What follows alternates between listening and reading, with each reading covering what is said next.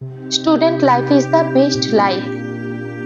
ছাত্র জীবন জীবনের সবচেয়ে সর্বোত্তম সময়, কিন্তু এই বিষয়টি অনুধাবন করা যায় ছাত্র জীবন থেকে বের হয়ে আসার পর। যখন পড়াশোনা অবস্থায় ছিলাম তখন মনে হতো কবে শেষ হবে এই জীবন। পরীক্ষা থাকবে না, পড়ালেখা থাকবে না, নিয়মানুবর্তিতা থাকবে না।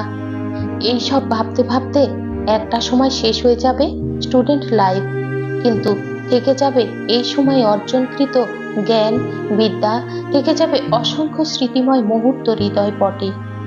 তারপর কারো জীবনে আসে সুদিন, আর কারো দুর্দিন।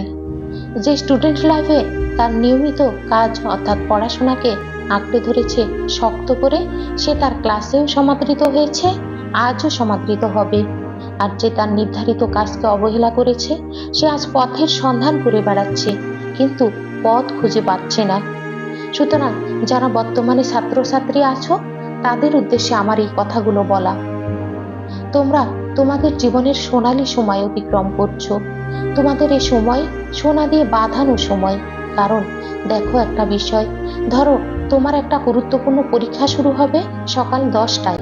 তুমি যদি 11টায় পরীক্ষার হলে পৌঁছাও, তাহলে তোমার ভালো রেজাল্ট তো দূরে থাক, পাশ করাটাই কঠিন হয়ে দাঁড়াবে।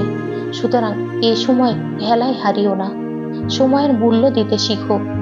তোমার বিদ্যা অর্জনকে শক্ত করে আঁকড়ে ধরো, পড়ালেখায় গভীরভাবে মনোনিবেশ করো। চোখের পলকে সময় পেরিয়ে যাবে, আর তুমি পৌঁছে যাবে কাঙ্ক্ষিত লক্ষ্যে।